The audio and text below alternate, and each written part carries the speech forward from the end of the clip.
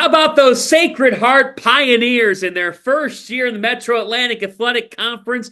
They have won 5 in a row and are coming off a road win over Fairfield, 77-71 this past Saturday. And guess what? Now they're taking their show to national television. ESPNU, Friday night, a Valentine's night special at the William H. Pitt Athletic and Convocation Center when the Pioneers welcome in Quinnipiac, Friday, 7 Eastern Time, ESPNU. We are joined by the 12th year head coach at Sacred Heart, Anthony Latina now. And coach, first, it's great to see you. Secondly, all I think about seeing you is when we talked the first week of the season, when you were playing a gauntlet of a scheduled Temple and then at Connecticut. And I remember you telling me, hey, we're running the marathon. Our team will be better with challenges like this.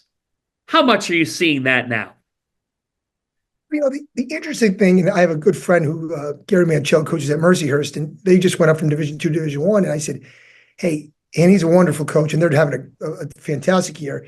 I said, the biggest key is you got to get through November and December with some confidence and some dignity, because you're going to take some hits. You're going to play some teams, whether it be for exposure or for money or whatever the case may be, and probably play well and still have kind of an ugly record. And so I think that's always been a key is to try to get through November, December, where you're getting better and have enough confidence. And the other layer now is in November, December, you have no returning players anymore. So you're trying to figure out, I mean, are we playing the right guys? I mean, if you look at some of the minutes of our team early in the year, you know, I would fire myself. I said, I only played that guy 2 minutes. I played that guy. And I think part of it is either a young player you don't know, you know, it's so you're figuring those things out. And that's why you're seeing a lot of teams take these hits early, even the high majors who usually go 9-1, 10-0 against these money games. They'll lose a game here or there because they're trying to figure out, you know, we have 10 new guys, and we only have one guy right now in our rotation that played any minutes for us last year. So we're a whole new team. And you know, you kind of see Tobin going through that with Iona. Iona's got it going too, because he had 13 new guys. He's figured out who are my best players. Maybe you know your best 1 or 2, but like 3 through 8, it's like there's a lot of room for interpretation. So that was part of it too, is figuring out, are we playing the right guys? Are we playing the right guys that are buying into their role and those kind of things? And we're starting to find a formula where guys are in the roles that they're comfortable with, where they can have a lot of success. And we've been fortunate that we've been able to win some games because of it. What are the biggest reasons why this Sacred Heart team has gone on a 5-game winning streak? Definitely the way we're playing offensively. Right now, if the season ended today, we would have one of the top 3 highest, most efficient offenses in the MAAC in the last 13 years. We'd be in the top 3 of all teams in the last 13 years. So we're taking good shots. We're taking care of the ball. We're doing a better job offensive rebounding. We're getting in transition. We're making threes. So offensively, we're playing at a very high level, a very efficient level. And so, you know, I've heard this saying, and Coach Barrett, Tom Barrett, one of our assistants, said this: good teams know why they're winning, and bad teams don't know why they're losing. We're winning because we're playing a high level of offense. Now, our defense has to keep getting better, and it has, because you can't be a 0 on defense. But if you play offense the way we're playing, if we're just, you know, solid defensively, we think that's a good formula to win some games. And if you look at some of the best programs, you know, throughout college basketball, you know, I'll use Houston. Houston knows why they're good. You know, I'll use Merrimack. You know, Joe's a good friend of mine, and Merrimack knows why they're winning. They know why they're going to win, and that's why they believe in it. And I think we're starting to have that belief in what we're doing. If we do these things offensively, if we take good shots, if we take care of the ball, and if we can get second shots, we can put ourselves in position to win a lot of these games. Let's look at this past weekend when you win at Fairfield. Makai Connor goes for 20 points in that victory. He hits 4 threes. And then Niall Ralph Baer, 29 minutes, 20 points. He gives you 4 triples as well. And I know it's one coach speak to say, well, you know, freshmen that have first-year guys that are figuring things out. But it's hard to do that as first-year guys. And And when I see that, it definitely speaks volumes about what they're capable of.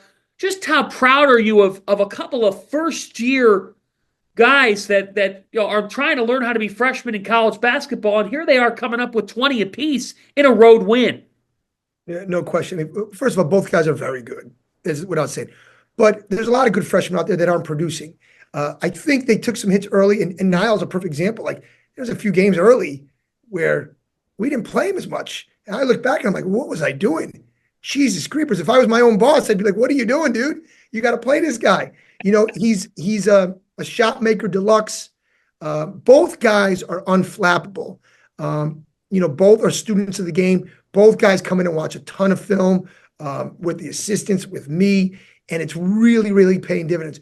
I think with Niall, it was just a matter of getting the reps and getting the confidence. With Kai, and he played right away because he just has some leadership qualities and some moxie about him, but he was kind of going too fast. The game has really slowed down for him. He is living in the simple now. It's funny when we watch film and he had a 16 assist game and a 13 assist game. And I'll sit down and watch film with him individually and I'll say, how many of your 16 assists were spectacular? He said, yeah, one or two. I said, that means you had 14 simple plays. When we talk about the great point guards, the Chris Pauls, the John Stocktons, they'll have a highlight every once in a while, but that's a small percentage. Live in the simple. Once he started doing that, he started making simple plays and slowing down and letting plays develop. We watched some Steve Nash. We watched some Brunson. What's Brunson's first name? Jalen Brunson. Jalen Brunson. These guys don't get sped up, and he's starting to play that way. And he's a savant of a passer, but he was early in the year. He was always making split-second decisions, and he does a good job at it. But if you make a good decision half the time, split second, you're elite. But doesn't make you an elite point guard. It makes you elite that. Now he's making decisions that are developing, and so his success. I mean, his assist to turnover ratio since the Buffalo, since our winning streak, is like 4-1. And he's really just a game slowed down. And now the Fairfield thing, his floor game wasn't quite there, but he showed, hey, I can score too. So he's really he's a special player. Niall's a special player. Both hit the biggest shots of the game. Niall put us up 3. We get a stop. Makai, we call him Kai, puts us up 6. I mean, these guys are just, the moment isn't too big for them. I mean, we're playing Fairfield. I mean, and to Fairfield's credit, the place was packed, and it was a great college basketball environment. These guys are it's like nothing to them. It's like they're playing, back in New Haven and Westchester where they're from. So I think that a little bit of it is their makeup. They're obviously very talented players. They're students of the game, and they just keep getting better. And I think they're both starting to figure out, I could be pretty good. I think early on, freshmen just want to say, hey, can I fit in? Am I good enough? And now they're like, hey, geez, I can be really good too. And so from a confidence level, and that's a big thing too, is they're getting the reps to have the confidence. There's some great freshmen out there that they're playing 6 minutes a game or 3 minutes, or they'll play 8 to 10 minutes and then play 2 minutes. And, these guys both decided to make a decision to go to a place where they felt they can contribute right away. And they did. And they've earned our trust. And now it's benefiting certainly them and us. And it's a great situation. And I think it's a great lesson for everybody. The biggest, the shiniest object isn't always the best situation for you, and although we think we're a pretty shiny object, but there are other ones that are a little more shiny, and they're getting an opportunity, and they've earned our trust. They know we trust them. I think that gives them a little more confidence, and they know their teammates now trust them too. So, I mean, if you watch, guys, when Niall doesn't shoot, the upperclassmen said, "Hey, dude, you got to shoot that." Right. When someone doesn't throw Kai the outlet, people are like, yo, dude, get Kai the ball. So now our teammates, and it's about putting them in positions to be successful. They're playing to their strengths. So those guys have been terrific, but we've had some veterans too. I mean, Tanner Thomas, I think if the season was to end today, he probably would be certainly a first or second team all-league player. He's a warrior. He carries us. Anquan Hill, who is arguably the one or two most unselfish players I've ever coached. I mean, there's been games where he's been dominant, and then there's games where Bryce Johnson comes in and is playing better, and Anquan Hill is on the bench cheering like it's his success. He's enjoying his success. So, certainly those, and then Bryce Johnson comes in and gets every rebound late in the game, in the Fairfield game. But in the two previous games, he's on the bench. So you need guys to buy into, it might not be your day today, to value other teammates' success and really buy into, like, if we have success, the team will have success. And it's been proven. When we have good weekends, we get the player of the week or we get the rookie of the week. So when you have team success, individual success is always to follow. So we're buying into that. We're understanding why we're good. We believe in what our formula is, and we just got to keep doing that and keep getting better because other teams are getting better. So we have a great challenge this week in front of a brand new, in our brand new facility, which is spectacular. We're expecting a big crowd. Hopefully, believe me, as soon as this goes on social media, this is going to get pushed out, and we need a huge crowd on Valentine's Day. We're giving out, I think, roses and chocolates. So ladies and gentlemen, bring your significant other. Save the $100 on roses. You'll get a free rose and chocolate to give your significant other. We're going to have I'm pushing for the kiss cam there, so we can do that as well. Valentine's Day is a tough sell. My wife is going to reluctantly show up on Valentine's Day and rooting like heck for us. So hopefully we get a lot of couples with their significant others, and we get a huge crowd on a Friday night on Valentine's Day in what is a huge game for us. Probably, certainly the biggest MAAC game of our program right now in our first year. And it gives us an opportunity to play against an outstanding Quinnipiac team, probably the most complete team in the league because they can beat in so many different ways. And it's a game that if we win, we're one game behind them with 7 to go. So it's a huge, and it's the last time we play them. So huge game. Home games are gold. You got to win your home games because it's so hard to win on the road. And we're playing a veteran quality team, a quality program that we hope to be like, hopefully sooner than later, but certainly in the future where we can retain some of our top guys like Quinnipiac did. Certainly, like, if you look at the top 3 teams, there's no secret. Why is Marist good? Why is Quinnipiac good? Why is Merrimack real good? Well, they have great coaches and they have players that stayed. Players that stayed. Merrimack keeps Bud Clark. Quinnipiac keeps Otani and Amari Monroe.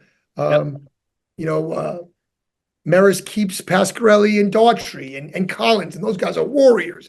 And obviously, listen, Joe's a great coach. John Dunn is a great coach. Tom Pecora is, a legendary coach. So, but there's a lot of great coaches that don't have guys that come back, and it's hard to win. So we hope to mimic those programs in the future, and because we think we have some pretty good players, and that's what it takes now in college basketball. Is can you have a formula that wins, and then can you have a little bit of continuity? You're not gonna keep everybody. Danny Hurley at UConn. They don't go back to back. If Donovan Clingan doesn't come back, if Tristan Newton doesn't come back, and this is one of the best coaches in the country. The guy's probably going to go to the Hall of Fame. And you're telling me, I think you've told me 3 times in the same interview that you would have fired yourself. I'm just kidding. I certainly would have. I wouldn't have fired myself, but I would have questioned, what are you doing? Hey, how come Ralph Byer isn't playing a little more? But you know what? I think it speaks to the marathon, right? It speaks to the type of run that you're on with your team, and guys find things out about themselves. You and your staff find things out about your players. But to me, the guy that comes to mind most before we let you go, Coach, is Tanner Thomas. Because when we talked back in November, you said some things about him that just spoke to the work ethic piece and the leadership piece and everything you want. 4 years with your program, has fought through adversity and whatnot. For the national television audience, Friday night, that's tuning in, what do you want them to know about Tanner? Well, the first thing I want them to know is what they can't see is the level of commitment that he puts into being a great player. I mean, he is in the gym as he is in the 30 years, and this is my 30th year of coaching. In the 30 years that I've been a coach, he is in the top 5 players I've ever coached in terms of commitment to improving. In the off season, I mean, he is in at 6 a.m. and then he comes back in the afternoon. I mean, he has elite work ethic. I mean, here's a kid who was, let's be honest, he was kind of a throw-in with his brother. Hey, we had Tyler, who was a great player. Hey, Tanner's pretty good. And, it was interesting, and I remember saying this to his prep school coach, who was a good friend, Ben Farmer, and I said, does he work like Tyler? He says, Coach, he works. He said, when you work like, and Tyler was an elite worker, when you work like that, you're going to be a good player. And he's an elite worker, and he's carved his own niche. And, I would make the argument that he's having, and Tyler is a legendary player here, and obviously at Hofstra, and Tanner's having as good a year as anyone we've ever had. I mean, he impacts the game, and he's always been an elite, versatile offensive player. Now he's really defending and defensive rebounding. I mean, there's been games where he's shot poorly and was a major factor in us winning. So he's really understanding, like, hey, I want to be a good player. I want to be recognized. Well, I got to help my team win first. I think the light turnout is like, hey, nobody cares about the leading scorer on the worst team in the league. Yeah, he's a nice player or whatever. Maybe someone will care. No one's picking you first team all league when you're in last place. You know what I mean? So I think he recognizes that. And so his commitment level, everyone's going to see his versatility. He makes threes. He can post up. And now this is where his game really went to the next level in terms of winning. He's extremely intelligent with his shot selection. He's, I think, one of the more undervalued players in the league because he does so much that impacts winning. So I don't want to forget him, and because I do think he is a little bit of the forgotten guy sometimes. Sometimes the coaching staff forgets about how good he is. But I tell you what, if you look at our best wins, he was a big catalyst to those. When we played Iona at home early and beat him by a ton, and when we played an outstanding Central Connecticut team and beat him by a ton, he was the energy, the life force behind. I mean, he just imposes his will on our team, on the game. And when he's at his best, we're really good. We're really good. We need the best. We need the best version of him for us to have a chance on Friday. And you've been terrific in the recent weeks. The Sacred Heart Pioneers, one of the best stories in the MAAC. They have won 5 in a row, 2 of the top 5 in the MAAC standings. Friday, 7 Eastern time, a beautiful new building. The Pioneers at home, welcoming in a good Quinnipiac team. Anthony, Latina, it'll be a happy Valentine's Day. I hope for you. And even more importantly, your bride, good luck on Friday. Thank you for the time. Great to see you. Thanks, John. We really appreciate you and love your enthusiasm and energy. If my team could have your enthusiasm and energy on a daily basis, we'll go on a streak for a long time. So thank you very much. We appreciate what you do for our league. Thank you. Thanks, Coach.